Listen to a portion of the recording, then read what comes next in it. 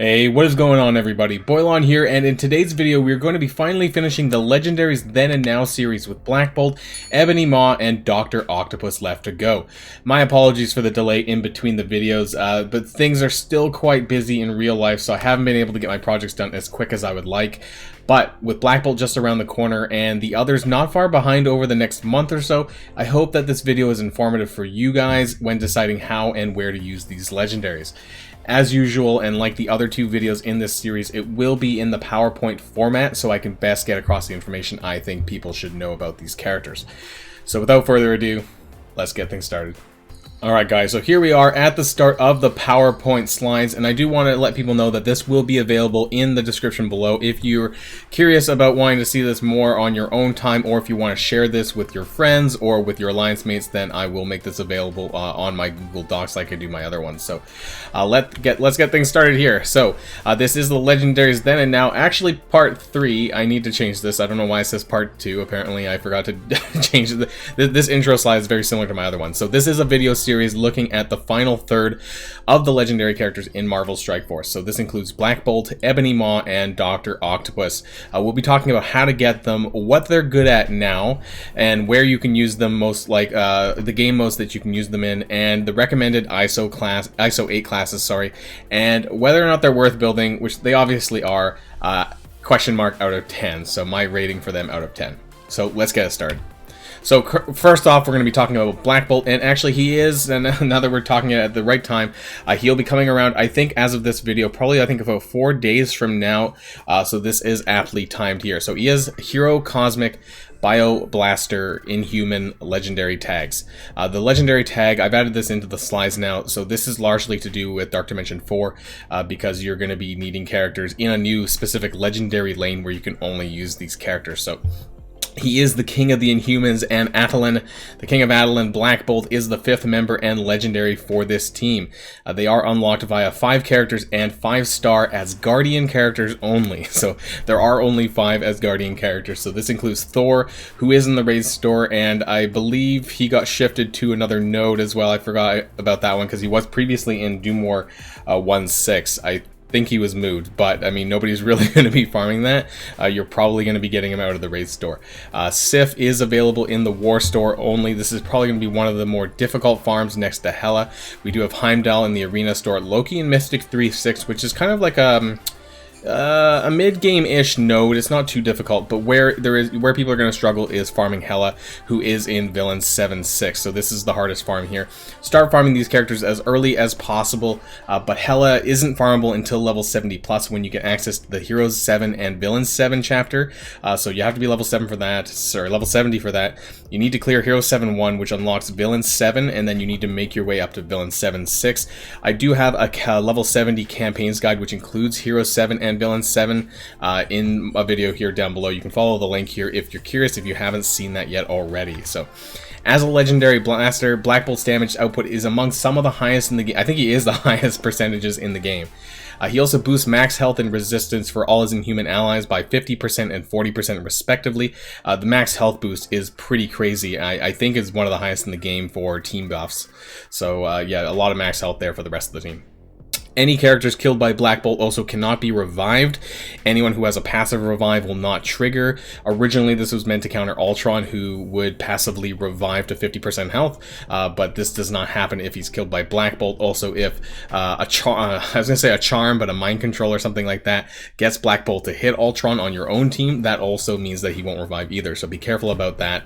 Also, characters with revive abilities such as Minerva, Anti-Venom, Doctor Strange, and maybe I'm missing some out, you won't be able to revive them either using those abilities if they're killed by Black Bolt. He also does have the infamous Black Bolt Burp. This is the passive damage that triggers when enemies reach in the red hit points or under 25% health. This damage is also doubled on villain tech. Again, this was originally meant to counter Ultron, but there are other characters this works against, like Minerva, like Scientist Supreme, Doc Ock, who is newer and works on him as well. So it does a lot of damage, a lot of fun to use. On enemies summon, it also applies Disrupted, plus clear 3 positive effects when they do that. So characters like, again, like Ultron, Hela, Mr. Sinister, anyone with a summon mechanic, they're going to get disrupted and it'll clear whatever positive effects that they have on them. So again, quite a utility character despite being a blaster. And so Black Bolt is one of the best characters in the game and is used in just about every single game mode where he is able to be used. Commonly, he was used in the mixed legendary arena team, and this was including characters like Phoenix, Ebony Maw, Colossus, Invisible Woman, possibly Emma Frost as well to add into those teams. And that can actually beat Black Order and other teams as well, but a lot of people, especially if you're in the late game, really are just running Black Order at this point. It can be copy and paste. He can be copy and pasted rather into Ultimus 7+ raid teams, and he does quite well there too. He's usable in Dark Dimension 3 Cosmic and beyond as a solid damage character. Possible future spot also in Dark Dimension 4 Legendary lane, so I do want to point that out as well. This is new content though, and there isn't really anyone there at this point as of this video. He is very strong in Alliance War offense, countering teams such as Red Skull, Marauders, Shield, and even beating Asgardians and Black Bolt with the right team. Perhaps not exactly an Inhumans team, but I have used my Inhumans to beat Black Order punching down slightly. Black Bolt is also usable in the following campaigns: Heroes, Nexus, Cosmic. This probably isn't relevant because you're probably well past this by the time you get Black Bolt. But Heroes 7-7 to 7-9, which is the Colossus unlock. This is quite important. And Doom 1-1 to 1-3, which is in Hero Inhumans. I don't know, you wouldn't have Villain Inhumans, but yeah, so you can use him there in Doom War Chapter 1. Is Black Bolt worth it? Without a doubt, yes. You know, typically a mid to late game, late mid game. This is kind of wordy here, so you're probably going to have them as you're entering the end game. But the earlier you can unlock them, the better. You'll progress really well when you unlock them, and especially on the competitive side in Arena, if you do happen to have them before other people do, then you're probably going to boost yourself up in Arena ranks. So this is very helpful to get him unlocked. He is also useful even without his full Inhumans team. You know, I'm hoping that in the future they bring in characters like Medusa or Maximus or other Inhuman characters, because we do have currently Quake and Yo-Yo who are filling in for that Inhumans team, but they're more of like a shield team rather than a full Inhuman team, so I'm hoping that they bring more of the Inhuman royal family to the game. So fingers crossed for that. In terms of ISO 8 class recommendation, I use Striker personally. This follows up on his basic and does an extra basic attack essentially, which clears more positive effects. And if you get it right and you do enough damage, you can actually get a triple attack off. So you can get your basic attack, you can get the Striker follow-up, and then a burp if it happens to get him under red and under 25% HP. So the combination of damage can be quite brutal at times. He is also required to unlock Ebony Maw, who is coming up pretty soon as well, and also next in the slides, so he is a must-have for that unlock. So for that reason, he does get a 9 out of 10 rating from me. He is an amazing damage legendary, and you should be gearing him up as soon as you get him. And moving on to Ebony Maw, who is the second of this video here. He is a villain, cosmic, mystic support. Black Order is his team tag, and of course has that legendary team tag as well. No, sorry, not legendary team tag. Legendary trait tag. So again, used for Dark Dimension 4 coming up. He is Thanos' right hand and legendary for the Black Order, unlocked via 5 characters and 5-star Inhumans, but Black Bolt is required, so you have to have Black Bolt in order to unlock Ebony Maw. This also includes characters like Quake, who is in the Arena Store, Crystal, who is also in the Arena Store, so 2 characters that are in the Arena Store, easy to farm, Karnak, who is Nexus 8-6, this is a little bit of a harder farm, and Miss Marvel, who is currently in Mystic 2-6. You can use Yo-Yo, but she is a Premium Orb exclusive at 2%, very hard to farm. I don't even think I have her at 5-star, so it's very unlikely that you're probably going to get enough shards for her, unless you're super lucky to use her to unlock Ebony Maw. And of course, Black Bolt, like I said previously, is required. You have to have Black Bolt. I want to make this very clear that you have to have Black Bolt in order to unlock Ebony Maw. So the hardest to farm other than Black Bolt will be Karnak, who requires level 70+, because you need to get access to Nexus Chapter 8. So he is in that Nexus 8-6 node. If you're in the running for getting Black Bolt, make sure to start farming up these human characters alongside, along the way to get a head start on Ebony Maw. So if you get, Quake and Crystal and Miss Marvel to 5-star before you need to worry about it, then you can just focus on getting Karnak up to 5-star when you get to there in the campaign to unlock him. And so he is required to turn Thanos into his empowered form by providing the Reality Stone, the Time Stone, and the Soul Stone, which then gives Thanos buffs, including 2 regen, deathproof, and immunity for 2 turns. The other stones are provided by the rest of the Black Order, including Proxima Midnight, Corvus Glaive, and Cull Obsidian, resulting in empowered Thanos when the full team is brought together. So he also provides Thanos and the Black Order with plus 30% resistance, and specifically this is his main main mechanic here. On death of an enemy hero controller, gain charged and apply immunity to all allies, and then barrier all allies for 20% of his max health. And if charged on enemy turn, apply ability block to all hero controller enemies and lose that charge. So this was originally designed to counter Phoenix and Dark Phoenix. So when Phoenix would die, a Dark Phoenix would spawn.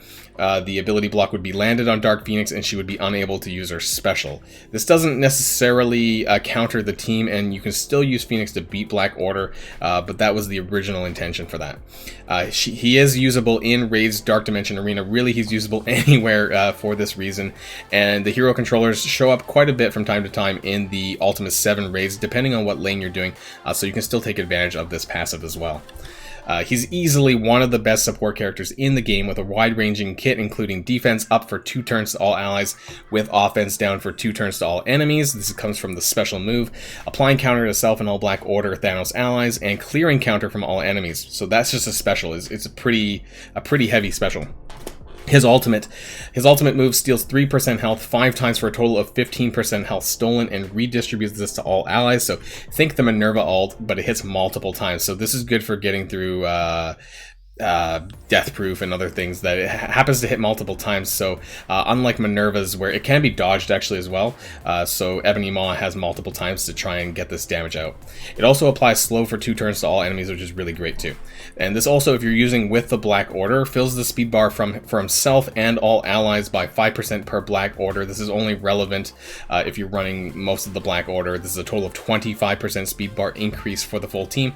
It also reduces the speed bar of the enemies by the same, depending on how many Black Order members or Thanos that you have. Ebony Maw is basically a combination of Shuri, Invisible Woman, and Minerva rolled up into one character. So he's really strong, taking in consideration of those 2 previous legendary characters that we've talked about in other videos, and Minerva, who is a really strong support character healer as well. And so he's usable in typical villain and mystic campaigns, but let's face it, you know, you probably already cleared this if you have Ebony Maw at this point. But he is an important character for Doom War 2.7 to 2.9, which allows for the Black Order to be farmed through Proxima Midnight.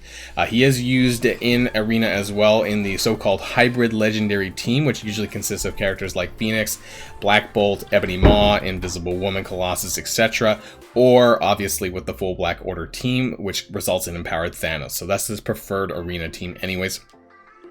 He is very popular in the Ultimate 7+ raids as a support character, usually alongside Thanos for extra ability energy, but he can work really well with anyone. So don't be deterred if you have Ebony Maw but you don't have the full Black Order ready to go.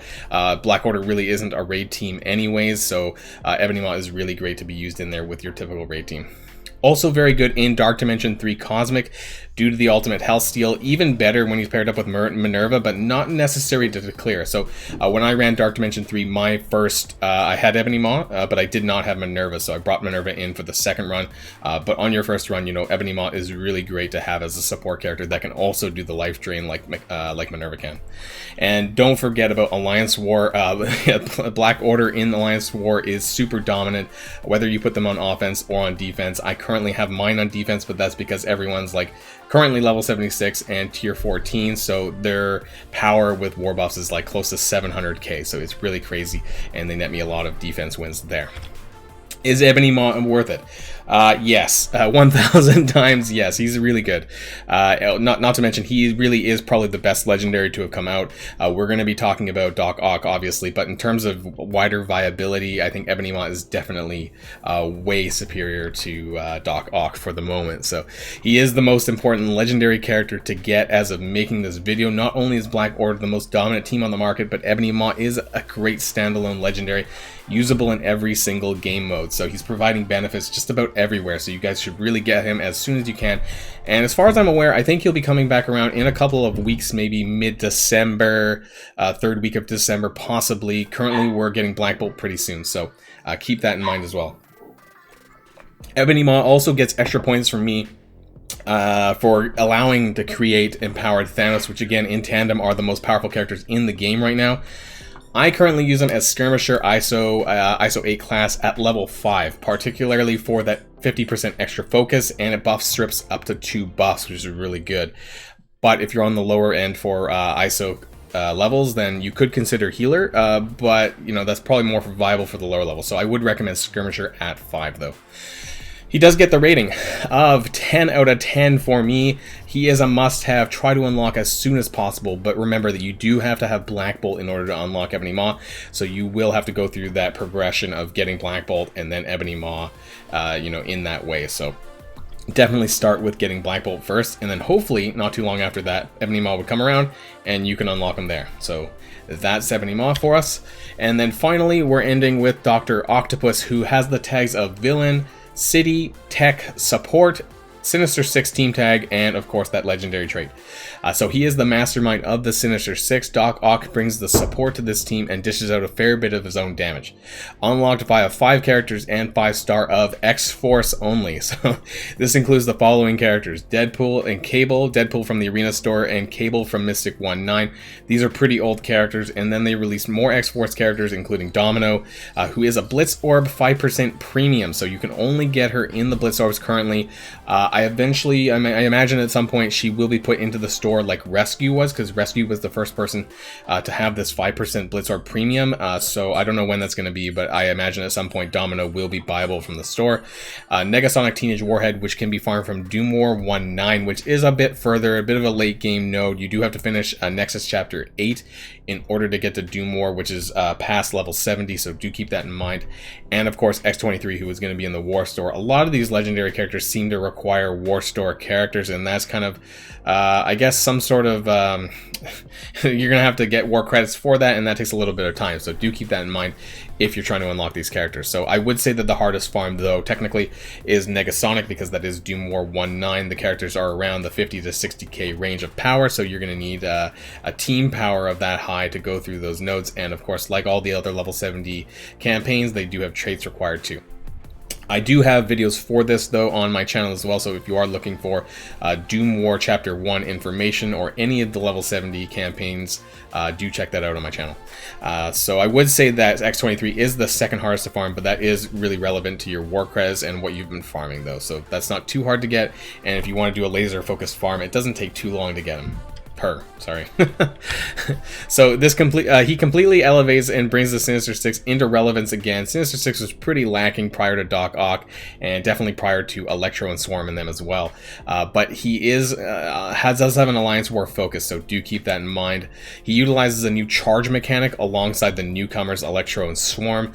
If Doc Ock is charged, apply +1 deflect and speed up to self and all adjacent allies, and then lose 1 charged. And then on block, it heals self and all Sinister Six allies for 10% of Doc Ock's max health, and in war this is 20%. So the sustain for the team, as long as Doc Ock has deflects, can be quite significant. So yeah, he does have, his passive is a wall of text. There's actually some stuff that I didn't add in, which is specific to war, so do go back and look at his kit if you do need to see the rest of it. But self and all Sinister Six allies do get 20% block, and they do get an increase of 40% max health, which is quite a lot. They also gain a 10,000% resistance against offense down, so say bye-bye to Yo-Yo, Invisible Woman, Ebony Maw, any other characters that apply offense down to the team is not going to land as long as you have Doc Ock on the team. And this does also work to all allies, not just Sinister Six, so you can use him with other characters. His special applies +3 charge up to a maximum of 10 to self and all chargeable Sinister Six allies, and applies 3 regen to self and all allies, and then summons a missing Sinister Six ally. So this is kind of important. There's the list here, so Shocker, Vulture, Rhino, Green Goblin, Mysterio in that order. So it depends on what characters you have on your own team. The game checks to see who's on your team. The default will be Shocker. If Shocker's not on the team, then it'll summon Shocker, and then otherwise it goes through each of the characters checking to see who you have and summons accordingly. The summon abilities are also based on Doc Ock's abilities, so if you have, let's say, a level 7 in the special or the ultimate, then the summon will also get that as well. So for that reason, if you do really want to do the best you possibly can, you would want to max them out, but that's only for the summon, and it might depend on what characters you're using for that team as well. The current, sorry, I need to take a breath there. The charges currently only apply to Electro and Swarm. They're the chargeable Sinister Six allies, but I hope that in the future that we'll see more characters in that chargeable team as well. Who knows, maybe popular characters like Kraven, Sandman, Scorpion, or Hobgoblin, and there's tons more. Who knows who they might add. I'm hoping that they do a full team of chargeables, and then they, I don't know, maybe bring out another character that can sort of be a leader for that other, the leftovers, perhaps. Who knows, we'll have to wait and see. And of course his ultimate, it's pretty basic here. Attacks all enemies for 300% damage, but it flips to positive effects to negative effects, and then it prolongs all of those negative effects by 1 turn. So what I like about the turn order there is that it'll flip to negative, and then those negatives will get prolonged by an extra turn. So even if it's only 1 turn of whatever, once it gets flipped, it'll turn into 2. So that's nice. He does have a great support kit, but he is Alliance war focused, like I said, so he can be used in Arena to block offense down from characters such as Invisible Woman and Ebony Maw particularly. And I have seen videos and kind of done it myself from time to time, usable with the symbiotes if you remove Carnage to punch across on Black Order in Arena, but there is a little bit of RNG in there involved if you're not punching down. So I don't know if you can really punch up a whole lot with this. I just use my Black Order in Arena though, so even though this does work, it's very finicky. He's usable in raids, but he does only have that 3 regeneration from the special, and the passive won't heal any non-Sinister Six allies, and I really don't recommend running Sinister Six in any form of raids unless you have to for like the Greek raids. He is usable in the Dark Dimension 3 city lane, but not completely necessary when you have the symbiotes that can clear it just as well. Symbiote Spider-Man and Carnage can clear Dark Dimension 3 city pretty well. So he could be a pick for Dark Dimension 4 Legendary lane to provide that extra support and specifically that offense down resistance. So we'll have to wait and see. Again, Dark Dimension 4 is a bit of an enigma right now. It's still being in the process of being run, and I'm definitely not anywhere close to starting it. But Dr. Octopus is someone that I'm keeping an eye on to possibly take to tier 15. I do have him currently at tier 14, so we'll see.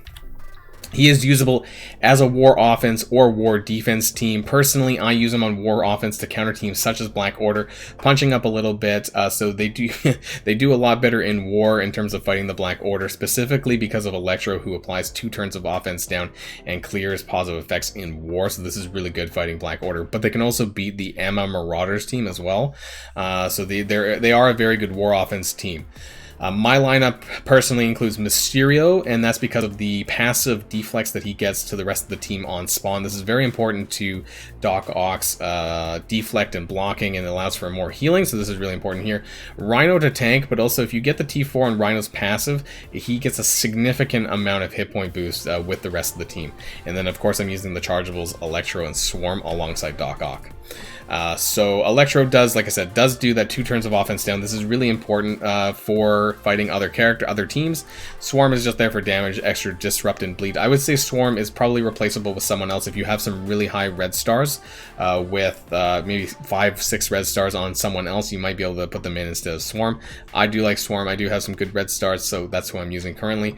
I would say this is the best all-around lineup, but again, there could be arguments for other characters depending on your red stars and what red stars you don't have on some of the others, but this is my preferred lineup. Is Doc Ock worth it?